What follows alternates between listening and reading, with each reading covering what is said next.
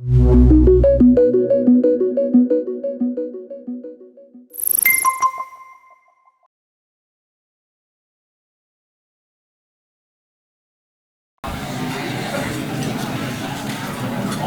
continue to enjoy your lunch, but in the interest of time, we're going to get started with the programming today.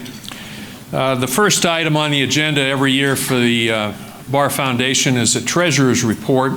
Unfortunately, our treasurer, Andrew Grossman, had a mean, nasty judge make him be in court someplace today, so he can't be here. But he was good enough to record a short video with an annual report on finances, and I believe that's ready to show all of you now. Good afternoon. I'm Andrew Grossman, and I regret that I couldn't be with you here in person today, especially since the camera adds 10 pounds. As secretary, I don't have much to report, although I do take great notes. As treasurer, I can happily report that the foundation is in excellent financial health with current total assets of nearly $4 million under management. In the last year, we saw our expenses increase rather significantly, and for once, that's a good thing. After the pandemic caused us to pause live events, we were very fortunate to have an enormously successful event featuring Jon Meacham, which was nearly single-handedly arranged by our fearless leader, Judge Fry. And we saw our charitable giving increase as well in ways you'll be hearing about shortly, which are really making a difference in our community. We have bold plans for next year, which will definitely require bold fundraising, so watch out for that. And finally, I'd just like to say that I'm especially sorry to be missing today's event because two of my most important and meaningful mentors and two of the finest family law attorneys you could ever want to know are receiving their 50-year recognition today. My partner, Tony Auten, who's been with our firm longer than I have, continues to teach me how to practice at the highest level. And of course, my father, Jeff Grossman, who's quite simply just about the best there is. And with that, I'll turn things back over to Judge Fry. On behalf of the Board of Trustees, I want to thank Andrew for his work this year, and we look forward to his continuous service in the following 2 years. He's president-elect, and then he'll be president. This year, we're honoring 3 classes of lawyers, as you know, 2020, 2021, and 2022 for those who graduated 50 years earlier in 70, 71, and 72. We have 2 past presidents of this foundation to make remarks today on behalf of their classes, namely Tom Hill and Nancy Rogers. Tom will be speaking on behalf of the 1970 class, and Nancy will speak on behalf of the 1972 class. So at this point, Tom, would you like to come up and make your remarks?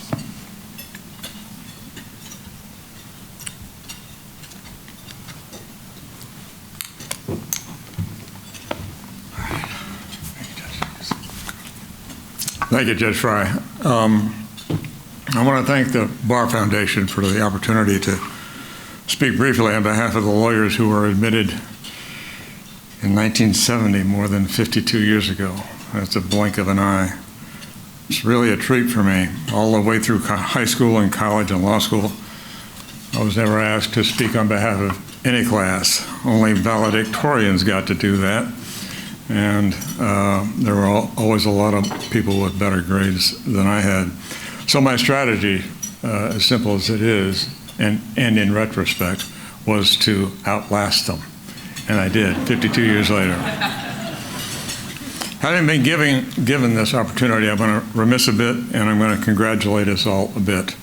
As for the reminiscing part, we all know that there have been enormous changes in the practice of law in the last 52 years, and I thought it might be interesting to think back to a couple of the rules that governed us back then that seem, by today's standards, rather antiquated.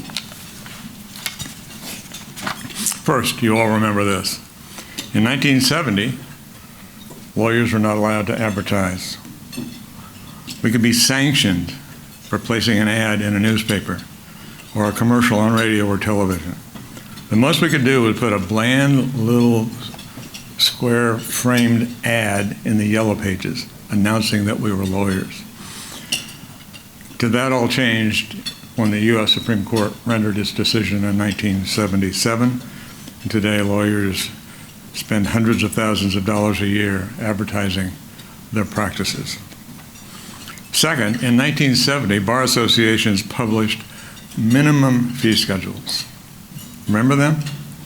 They were weird. Lawyers were supposed to not charge less than a specific amount of dollars for a legal service. You couldn't charge less than.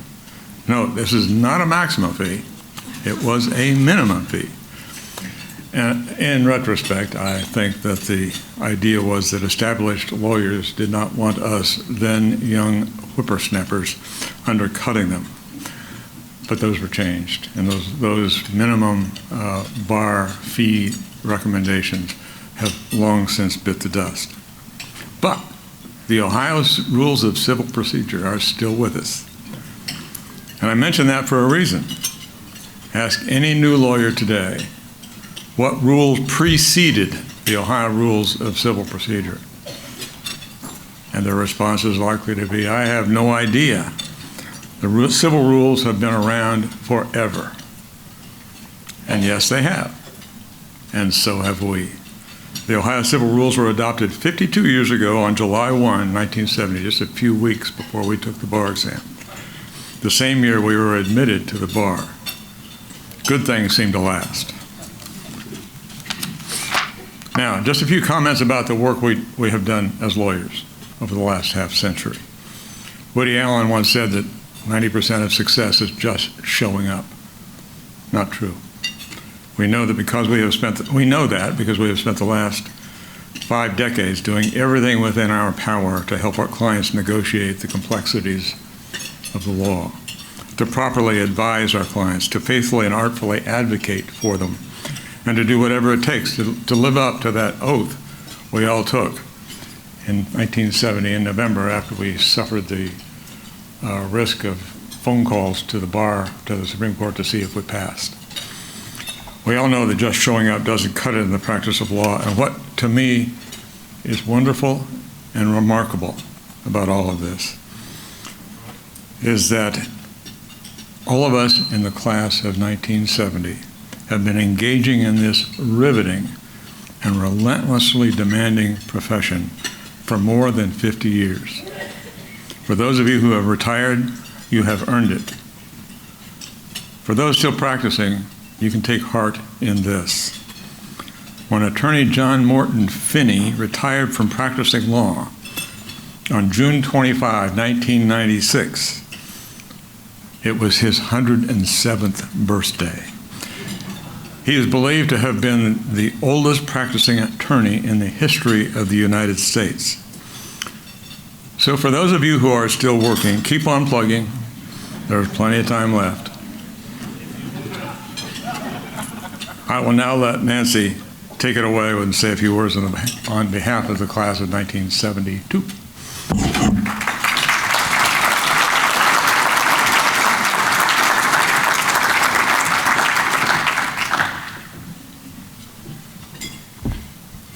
Tom, I think I warned you not to walk off with the script.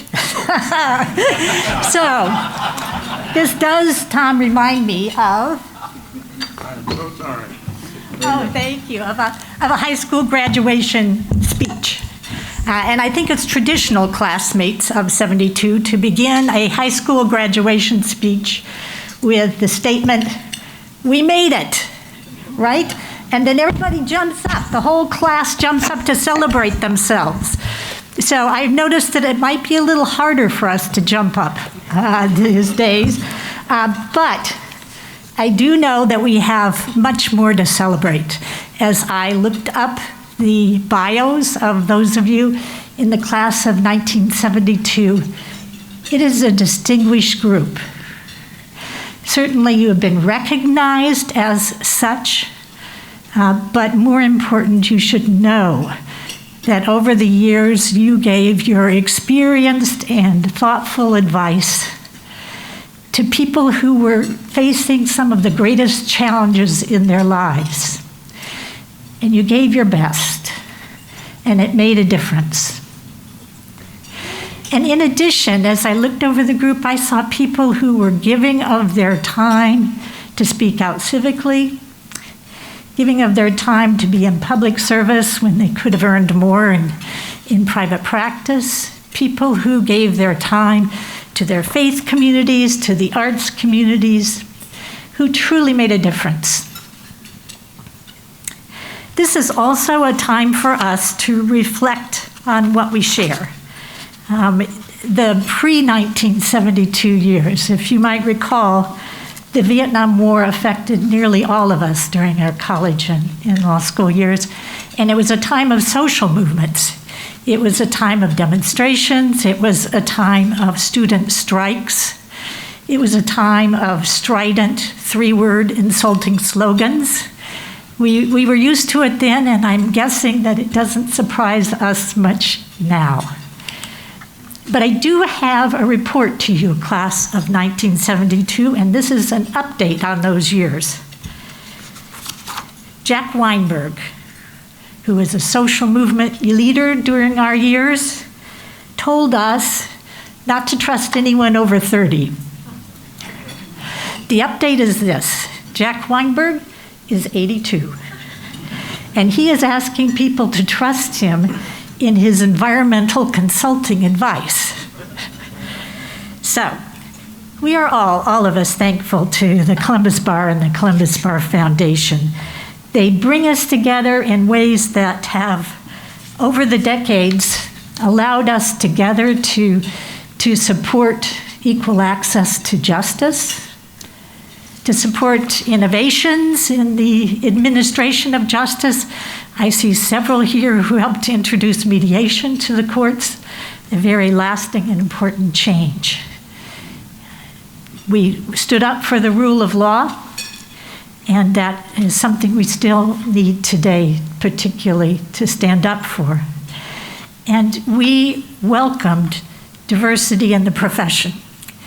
And I want to say today that I take some pleasure in saying I believe I will be the very last class speaker who, with accuracy, can say to you, fellow members of the class of 1972, hi, guys. So, even if we give up our full-time work before we're 107, Tom, I think that we, the class of 72, can remain active through the bar as volunteers in and contributors to its worthy disputes. And it's my pleasure now to leave the book here, Tom, and to turn things back over to Judge Fry and Sue Porter to recognize your amazing accomplishments. Judge Fry.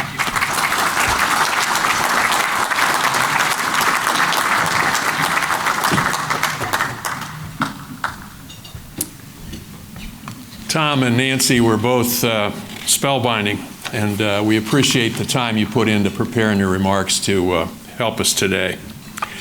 At this point, Sue and I will hand out to the members of the 50-year classes an honorary pin, and you'll have an opportunity, which you're not required to do, to have a photograph taken with me. If you don't want that, we'll try and get Sue in the picture.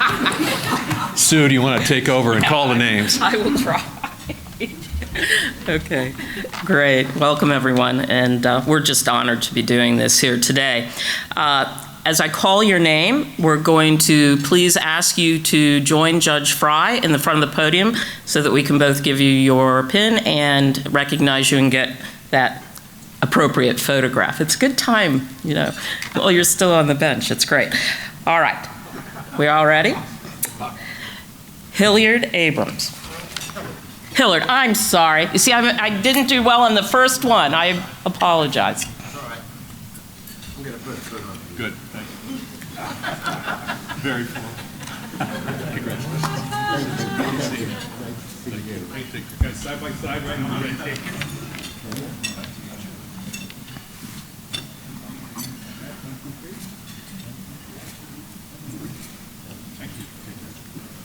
Great. George Arnold.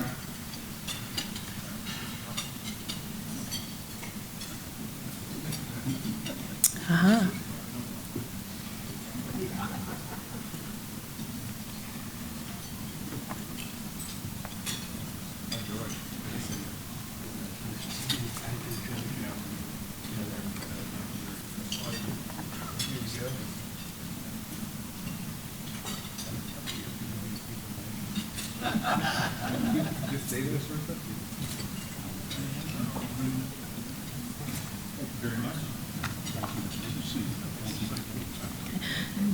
Tony Otten.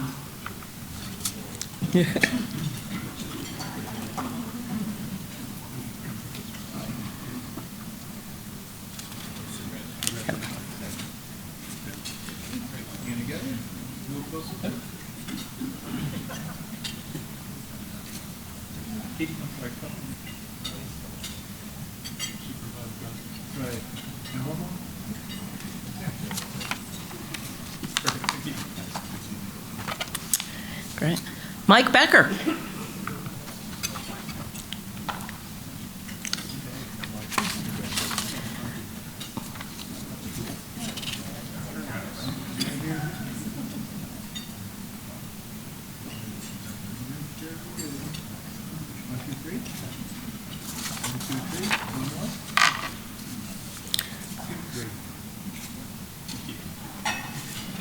Great. James Bonus.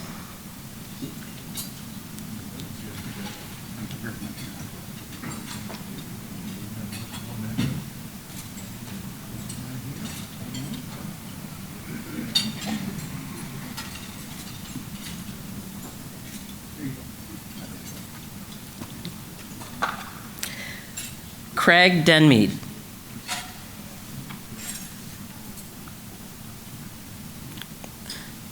Okay.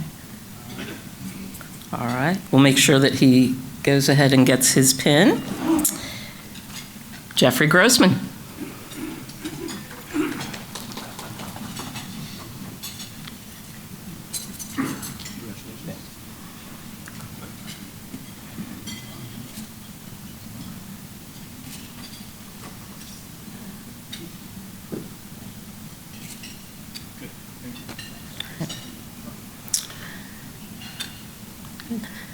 Class spokesperson, Tom Hill.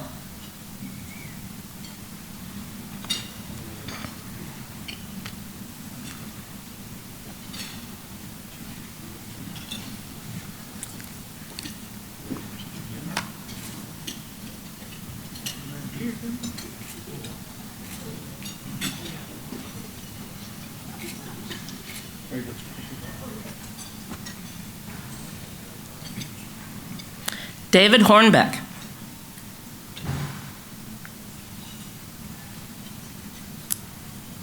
Okay. Great. We will make sure he gets his pin as well. Richard Igo.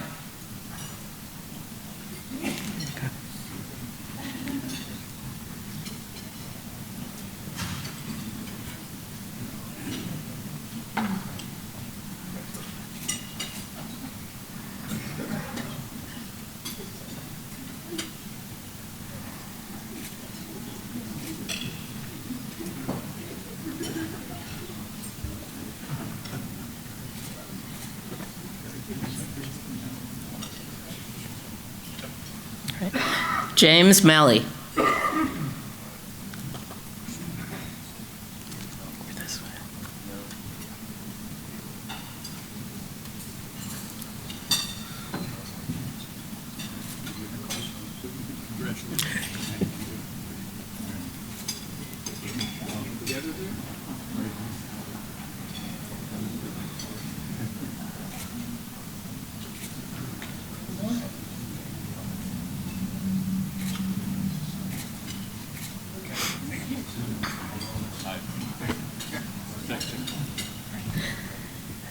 John Nemeth.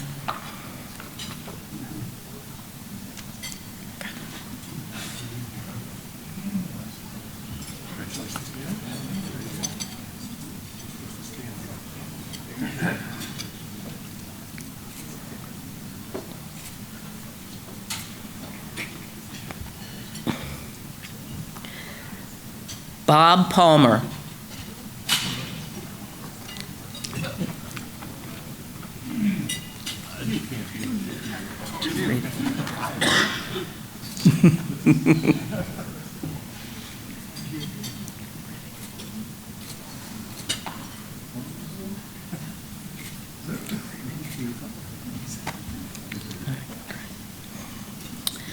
Jim Reedy.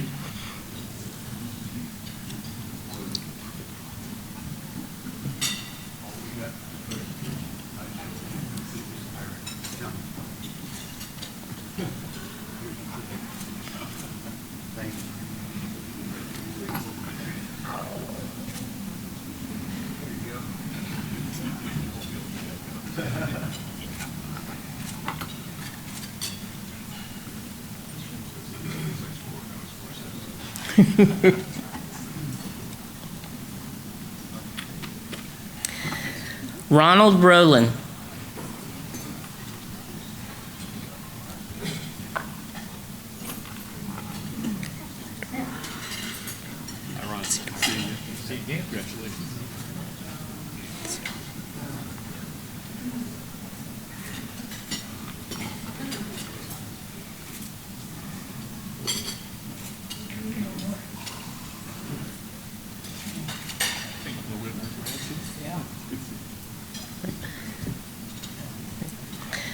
James Schottenstein.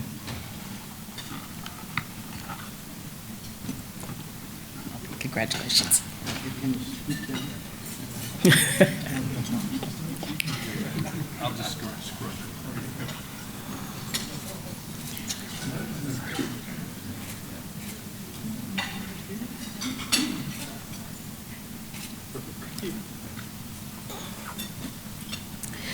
David Seidel.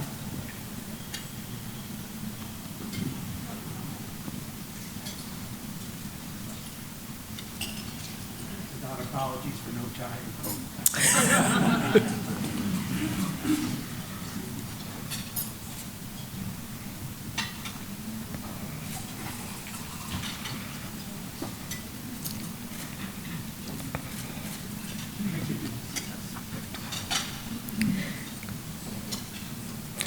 Roger Steinhardt.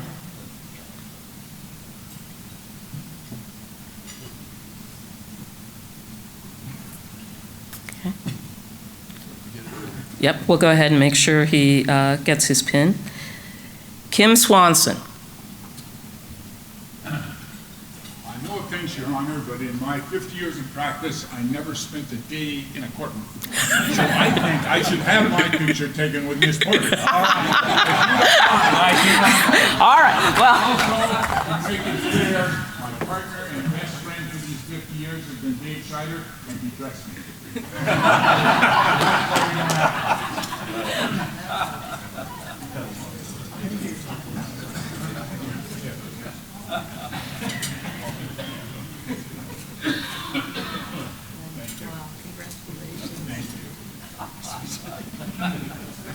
I think he gets two short ones.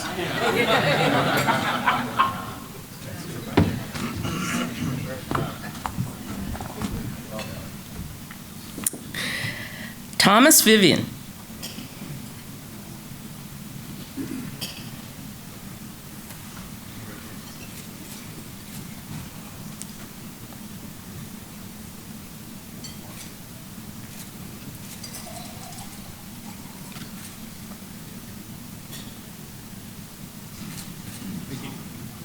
Hello to all my friends out there.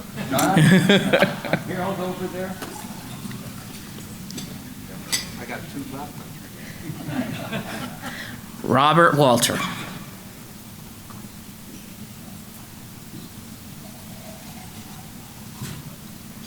Congratulations.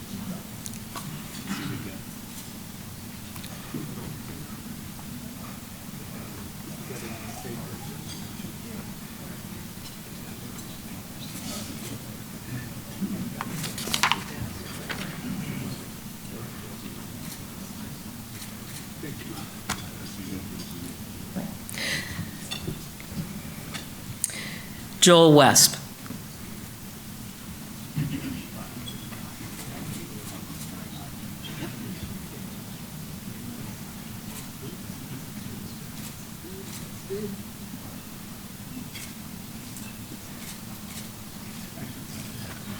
Great. And because I know we had a lot of last-minute changes, I just want to ask, have we missed anybody? That's what I was wondering. Come on up.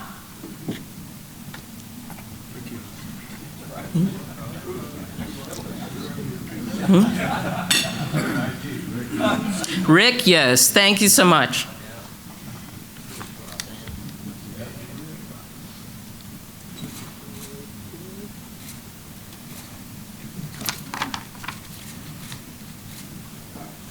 Great.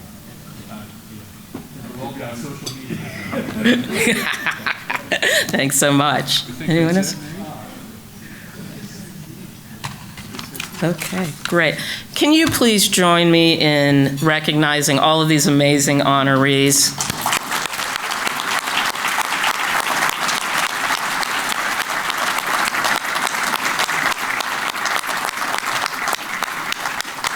Thank you. Thank you. Let me offer a few closing remarks as I close out my year as president of our foundation. It's been a great honor to have this job, as many of you know who have done it previous to me. And we represent, I think, the best efforts of the Bar Association when we come together in a charitable organization like the foundation and try and help the community. We're losing today, and she's unfortunately unable to be here, Kathleen Trafford, who's been for 4 years an officer of the foundation for us. Prior to that, as you know, she was president of the Bar Association. She's been very active in a number of community organizations. And despite the fact that she says she's retired, she still is active in a lot of things. But Kathleen's work with the board and her last 4 years as an officer of the foundation have been hugely helpful. Sue Porter's off to a great start. She's going to be a strong and creative force driving the foundation forward in the future. This next year as president, as we come out of, hopefully, our last experience with COVID, although we aren't out of it yet, of course. Before I leave, I wanted to make 3 requests. The first thing I wanted to alert everybody to is that we do need your help to try to recruit new CBF fellows. The Bar Foundation is made up of a number of fine lawyers. We've just introduced a couple dozen of them here today in person. But the future of any organization is to continue to recruit new and active members and to carry things into the future. Several years ago, our board, even before COVID actually, changed the criteria for membership to make it a bit easier for newer lawyers and lawyers that are in public defender or legal aid or government offices and might not have quite the financial resources that some of the others of us have been lucky enough to have, to make it easier for those people to join the Bar Foundation. And I hope each of you will take some time today, and I believe there are application forms around, to take a blank and to give it to some newer lawyer that might be a member of the foundation. I use newer because we're not supposed to use younger because that's ageist or something like that. But seriously, suggest to people that you know in the profession that can help us that they join, and that it's not merely a financial matter, it's a matter of getting some younger members to the board. We have some already that we've recruited, but we need to keep working to get newer members. The second thing I want to ask you to think about is making a contribution. Foundations run on money. And when you think about your charitable giving for 2022, I hope you'll keep us in mind. We've never been leaned on by the Columbus Bar Foundation to make annual contributions. The buy-in was up front, and after that it was sort of the honor system. And perhaps that was short-sighted, because with inflation and with the ups and downs of the stock market, why sometimes we could use a little more influx of new cash. So please consider a gift this year, over and above what all of you have generously given in the past. The other thing I wanted to mention in regard to these first 2 points, new members and new contributions, is virtually all of us became members of the Bar Foundation in the 1990s, 25, 30 years ago. And again, nobody's leaned on us to make contributions, but it is a very good, solid use of your money to help the profession in the community. My third request is to ask each of you to consider the challenges that are facing Central Ohio, and for that matter, the state and the whole country, and how the legal profession, working collectively through the Bar Foundation, might be able to address things locally. The preamble to the Ohio Code of Professional Responsibility points out that lawyers play a vital role in the preservation of society. And it goes on to say that all lawyers should devote professional time and resources and use civic influence to try to ensure equal access to justice. America's got plenty of challenges right now, not the least, of course, is with immigration. We've got an overwhelming volume and complexity of cases in the national legal system dealing with immigration. Congress seems, at least so far, unable to fix it. Recognizing this, the Bar Foundation this year added new funding to help legal aid expand a program that they had underway at Our Lady of Guadalupe, which is a community organization that serves primarily Hispanic folks on the west part of the county.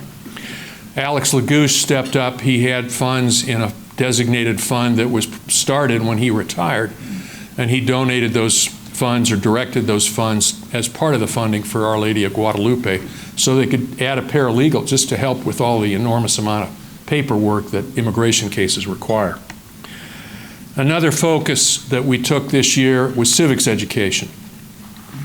This has not, as all of us know, been a high priority in American schools for the last 20 or 25 years. And when it is offered, we're told that civics is often taught in a rather dull and passive way rather than with the excitement that I hope most of us felt when we studied American history and government and civics in the 50s and 60s and perhaps later when we were in school.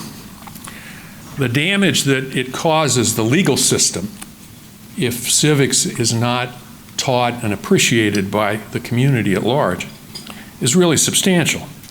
You have citizen misunderstanding and, in fact, outright distrust of the legal system when they don't understand how it works and why it works, the manner it does.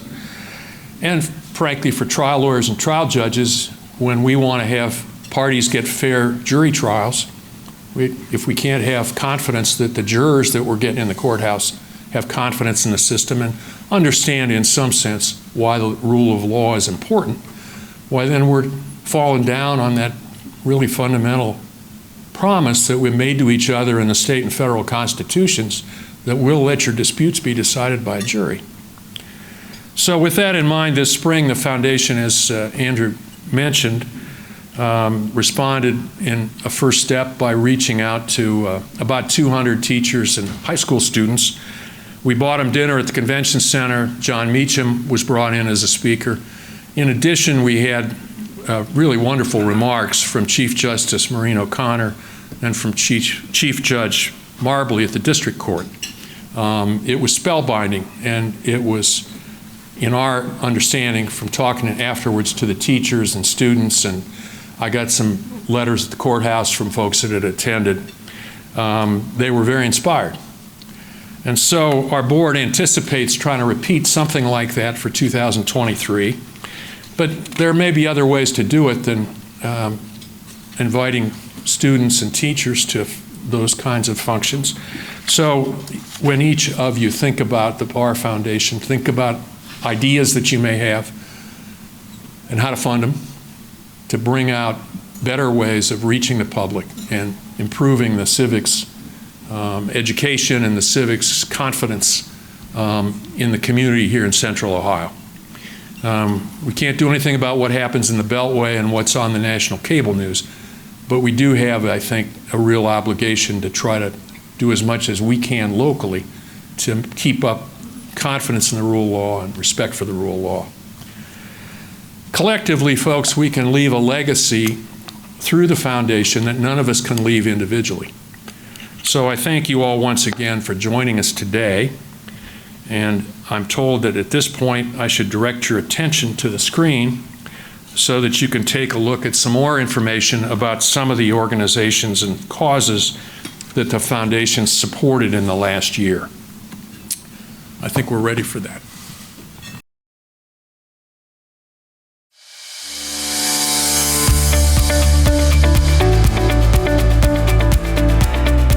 Since 1950, the Columbus Bar Foundation has worked to increase access to justice, improve the administration of justice, and promote excellence in legal education.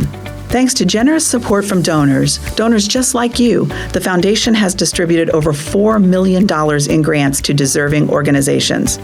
Those organizations have in turn provided critical services to those who have nowhere else to turn. The impact that the Bar Foundation has on our organization is significant. First of all, the length of the relationship really helps build some stability. When we look at our budget each year and are thinking about what we are able to project, having that strong commitment and the length of that relationship is really helpful in terms of making sure that we are stable and know what to expect as we are planning. In addition, we do really appreciate the fact that it is often general funding, and that general funding allows us to pivot and to provide that in whatever area of trend or need that we see within the organization. So the Self-Help Resource Center opened in 2016, and we help people with their civil municipal court issues. So that includes eviction, small claims lawsuits, record sealing, and just about anything else that walks in our door. The Bar Foundation has been one of our most important partners since day one. Our office actually was created through the New Lawyers Group of the CBA. So just even getting the idea off the ground and onto the judges' table was essential. From there, the Bar Foundation helped to build our first office. They provided office supplies for us. They bought all of our computers, the computers we still use to this day, as well as gave us all those upstart money that we needed to move forward. Community Mediation Services partnership with the Bar Foundation goes back to our inception 32 years ago. And we work in partnership with legal aid as well to help tenants who are involved in eviction-related cases. Specifically, legal aid helps those tenants that have a legal defense that can be raised. CMS is there to help those tenants that don't have a legal defense. Bar Foundation support helps us keep the most vulnerable people in our community stabilized in their housing.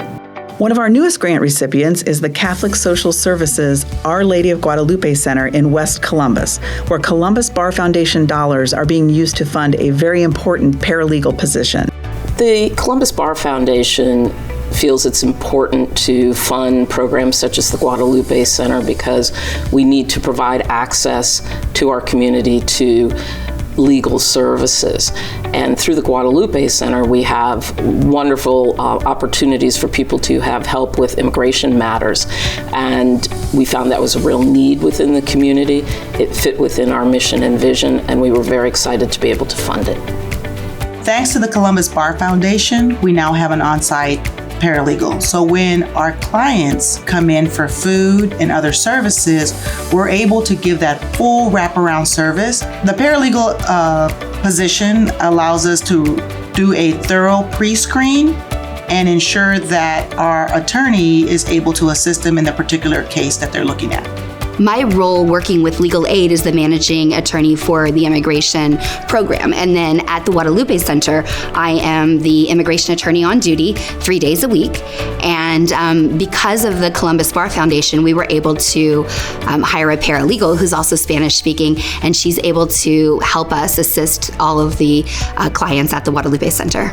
The Columbus Bar Foundation has provided me with this opportunity to do something that I really love, because I was at legal aid. I was in a place where I couldn't move up any further, and so that's when I decided to go to school to, be a paralegal so I can move up a little bit.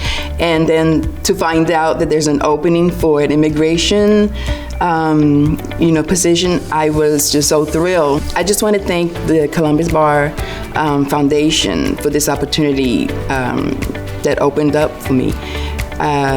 Without them, we would not be able to do this, and I'm hoping that it continues on. Leadership of the Columbus Bar Foundation recognizes the importance of inspiring young members of our community to learn about civics and history, particularly during these divisive times when too many discussions become polarized. This year, the Foundation sponsored the first in what promises to be a long tradition of civics education events designed for high school students. I first heard about the event, my English teacher brought it up with me during class, and she thought it was something I was really interested in because even during class we'd have a lot of discussions and a lot of kind of opinionated topics where we'd move from side to side in the classroom. I did not know who John Meacham was, but as soon as I saw it, I wanted to jump on the opportunity. I'm not a social studies teacher, but Charles had, from the beginning, his first time, he'd said, "Oh yes, I would like to be a senator someday." And I thought, oh my gosh, this is perfect for him. I think that the event was very impactful because it's a very unique experience for high school students to be able to meet judges, famous author, lawyers in Columbus. And I think that I became a lot more engaged in our judicial system just by meeting all the judges.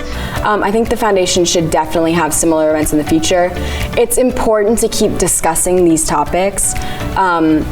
It shouldn't just be a one-time thing where you discuss it with a group of people. It needs to be a thing that occurs regularly, discussing different topics or going more into depth with different speakers. My hopes and dreams for the Columbus Bar Foundation over the next 5 years really include making sure that all of the lawyers in our community know about the good things that it does and can do, and to look at how we increase support, make sure that the next generation of lawyers are involved in the foundation and help us educate ourselves, our students, and the rest of the community, and provide access. And I think there's a number of ways we can go about doing that, including getting the word out and also talking about what are the new programs we should be supporting. The Columbus Bar Foundation has faithfully served the community for more than 70 years. As we look to the future, we know there's much more to be done. The needs of our society are greater than ever, and your contributions work. The challenges we face may seem insurmountable, but the Columbus Bar Foundation is committed to our city, our mission, and our partners.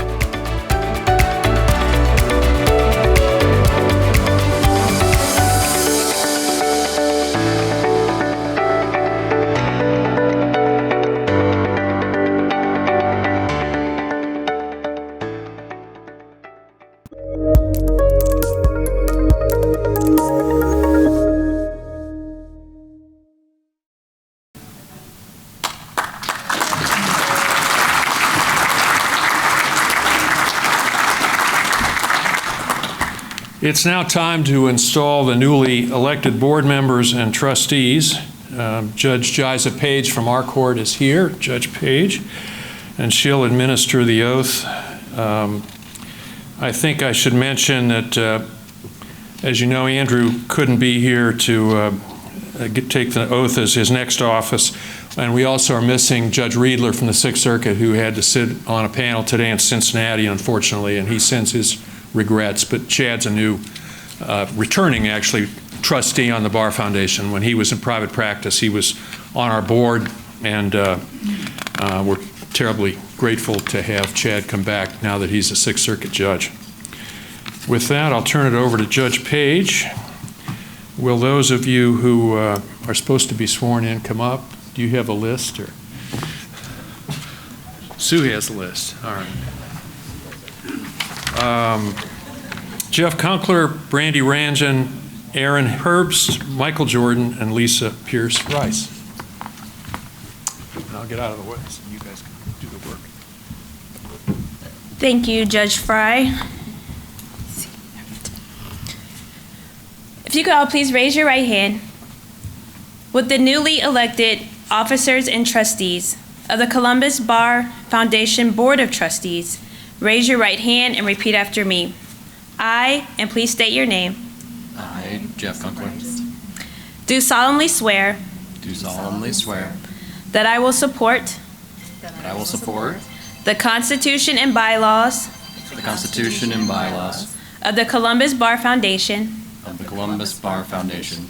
and I will faithfully, honestly, and impartially and I will faithfully, honestly, and impartially discharge the duties of, and please state your office, discharge the duties of trustee to the best of my ability and understanding. to the best of my ability and understanding. Congratulations, you have been duly sworn in. Thank you.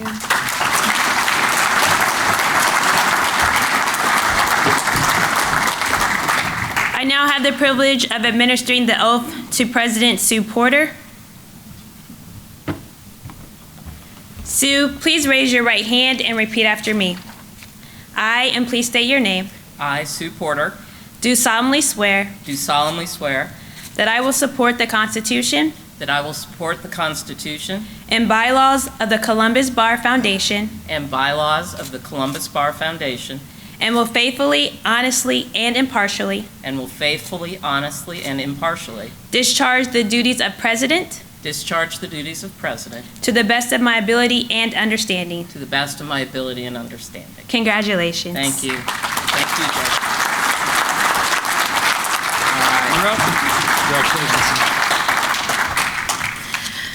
Well, thank you, everyone.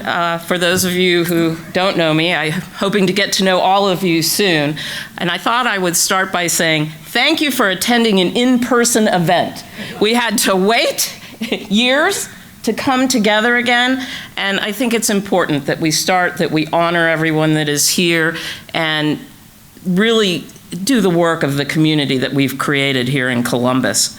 For those of you who don't know me, and I want to talk just a little bit about my journey because I'm hoping to get to know so much about yours in the next year. I first came to Columbus in 1985, which seems like yesterday, but it's a few years ago now. I was an unusual person to recruit to Columbus. I was a Michigan native. I went to that school up north, and I was going to law school at Boston University. Okay, why pick Columbus instead of going to some of the East Coast offers I had? Well, I think there was one major reason that I know I made that decision. And again, we have to remember, I was coming to Columbus for 1 year. I was going to do that and then decide where I was going to be. But I went to an interview for Schottenstein, Zox & Dunn, and they had sent somebody who was an unusual recruiter. Her name was Beth Mayo. Some of you may remember her. She was a wonderful, wonderful person here. That was the first time I had ever met a woman partner at a law firm. I had heard they existed, but I didn't know. That was the only person that I saw in any of the recruiting that year that was a woman that a law firm had sent out. Now, Beth was incredibly persuasive, and she said, come to Columbus. I don't know. Okay, I will come. That started what was my 30-year career at Schottenstein, Zox & Dunn. I was able to work with many, many wonderful people. But I will remember something in the first year of practice that I think was so important, and that was getting called into Mel Schottenstein's office. And again, there might be a few of you who remember Mel. What a force of nature, right? He called me and he said, this community needs something. We've got to think about our airport. What community can grow without having an important airport and something? But the community had not put enough attention, in his mind, in what we were going to do with the airport. So he said, I want you to see how we do this and how we get community support. And it is so important, if you're going to have a practice in this community, that you get involved. Okay, so I sat through this, and isn't it interesting that we're still expanding the airport to bring in companies like Intel and all of those other companies we're bringing in. But Mel was visionary in that way and had a huge impact on my life. And of course, the other person was Ben Zox. Ben Zox calls you in when you're a new lawyer in there, and he says, the Bar Association is an incredibly important place to be. I'm sure many of you had conversations with Ben over the years about how we had to give back.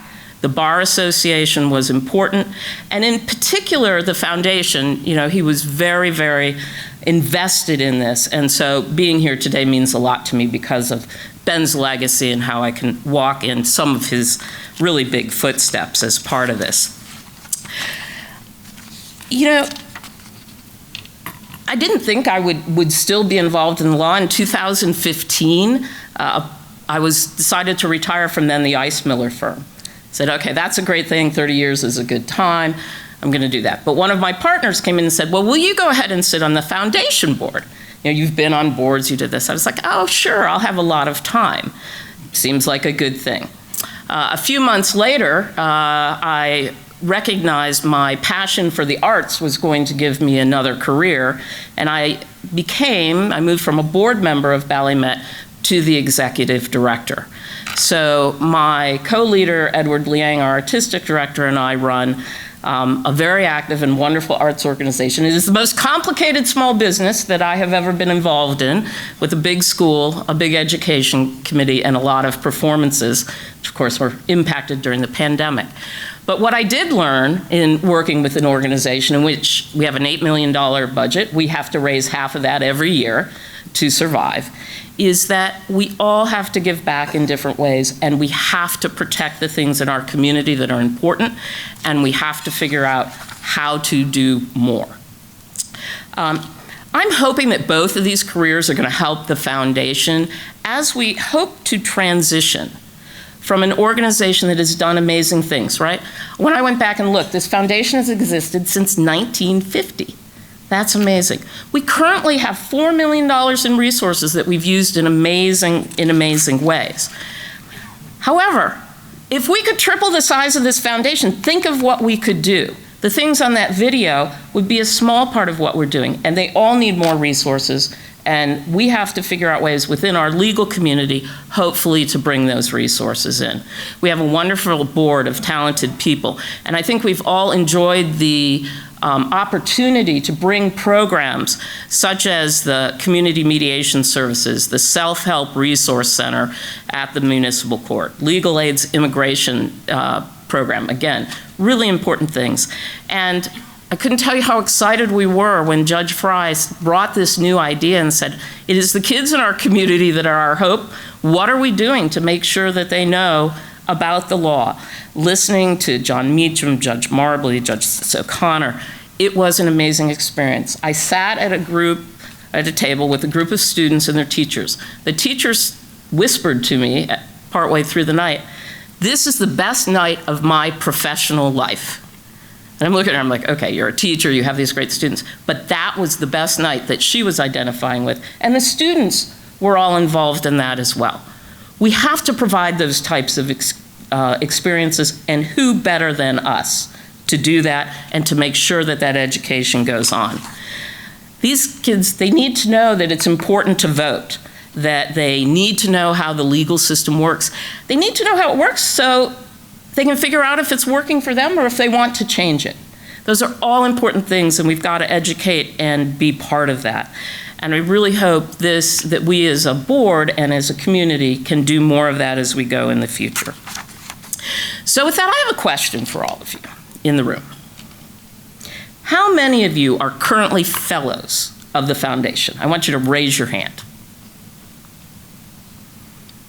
Okay, that's really good, and that's important. Thank you all for that kind of support. I have another question. How many of you don't know if you're a fellow or not? Right, okay, I know that those hands didn't go up quite as far, but there's a few people, because I went back and looked when I was getting involved. All right, that really shouldn't be. We should know it is important. We've got to figure out a better communication strategy to make sure that people know, so that we can all have the experience. And I know many of you have already done this with young people within your practices and your lives and bringing them in. But we have to communicate. We do amazing things. People should know about that. We've got to contribute more to it and expand these programs. So with that, I hope you will all help me as we go through the year. I would like to thank Judge Fry. He has been incredibly inspiring. The new program that he has set up, I think, will leave a wonderful legacy to our students. Thank all of the people who've agreed to either continue or be on the foundation board. We have lots of things to do as we weather the post-pandemic. And I'd like to thank Jill and her whole team.